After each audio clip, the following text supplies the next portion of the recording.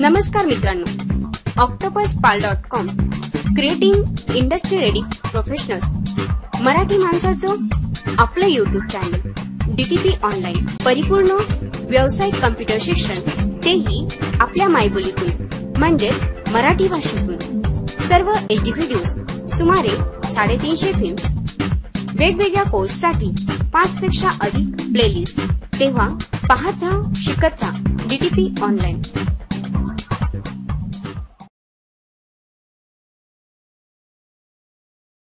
सोबत दाखवलेल्या लेयर्स या स्वतंत्र आहेत। या लेयरच्या सोबत अजून काही प्रकाराने आपण एडिटिंग कंपोजिंग करू शकतो। हे व्यवस्थित समजून घेण्यासाठी आपण लेयर पॅलेट ओपन करूया। त्यासाठी मी कीबोर्डवरील F7 ही की प्रेस करत आहे। या लेयर्सला एकत्र करण्यासाठी शिफ्ट की सोबत लेयर पॅलेट मधून आपण अशा पद्धतीने सिलेक्ट केलं। मल्टिपल लेयरवर काम करत असताना लेयर या मेनूमधील मर्ज डाऊन, मर्ज विजिबल आणि फ्लॅटन इमेज या कमांडचा कसा उपयोग होतो हे आपल्याला जाणून घेणं अतिशय महत्त्वाचं आहे। त्यासाठी काही पिक्चर्स आपण वेगवेगळ्या लेयरमध्ये घेऊन ठेवलेले आहेत। तसंच विंडो या मेनूमधून लेयर्स ही पॅलेट आपण ओपन करून घेतली। वरच्या काही लेयरला आपल्याला तात्पुरतं एकत्र करायचं असेल, म्हणजेच ग्रुप करायचं असेल, तर फोटोशॉपमध्ये या प्रक्रियेला लिंक करणं असं म्हणत असतात। त्यासाठी ज्या लेयर मला लिंक करायच्या आहेत त्यांना मी कंट्रोल की सोबत अशा प्रकारे माऊसच्या पहिल्या बटनाच्या सहाय्याने क्लिक करून लेयर पॅलेटमध्ये सिलेक्ट केलेलं आहे आणि लेयर या मेनूमधून लिंक लेयर ही कमांड मी वापरली, किंवा या साखळीच्या चिन्हावर मी क्लिक केलं तरीही या लेयर लिंक होतील।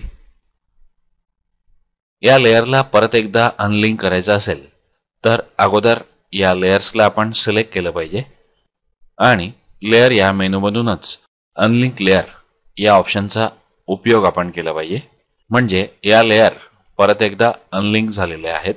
आयकार्डची काम करत असताना विशेष करून आपल्याला या कमांडचा उपयोग होत असतो। वरच्या तिघही लेयर आपल्याला सेम लेयरवर घ्यायचे असतील, म्हणजेच या तिघही लेयर आपल्याला एकत्र करायचे असतील तर शिफ्ट की सोबत माऊसचं राईट क्लिक करून टॉप स्टेटसची लेयर आपण सिलेक्ट करत गेलो। आता या लेयर एकत्र सिलेक्ट झालेल्या आहेत।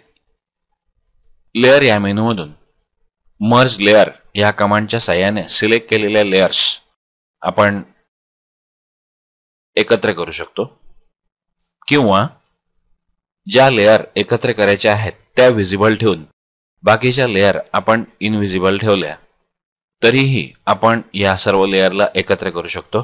त्यासाठी ज्या विजिबल लेयर आहेत त्यांना एकत्र करण्यासाठी फोटोशॉपने आपल्याला सुविधा प्राप्त करून दिलेली आहे। लेयर या मेनूमधून मर्ज विजिबल ही कमांड आपण दिली असता विजिबल लेयर एकत्र होतील आणि इनविजिबल लेयरचं अस्तित्व वेगळं तसंच राहील। डिझायनिंगचं सर्व काम संपल्यानंतर या सर्वच लेयरला एकाच लेयरमध्ये आणणं हे आपण फ्लॅटन लेयर या कमांडच्या द्वारे करू शकतो। परंतु अशा परिस्थितीत आपण री एडिटिंग करू शकत नाही, याची विद्यार्थी मित्रांनी नोंद घ्यावी।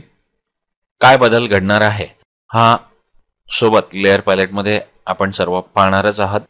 या संपूर्ण पिक्चरच्या लेयर्स एकत्र तर झालेल्याच आहेत, सोबत बॅकग्राऊंड प्रॉपर्टीज सुद्धा ट्रान्सपरंटची व्हाईट झालेली आहे।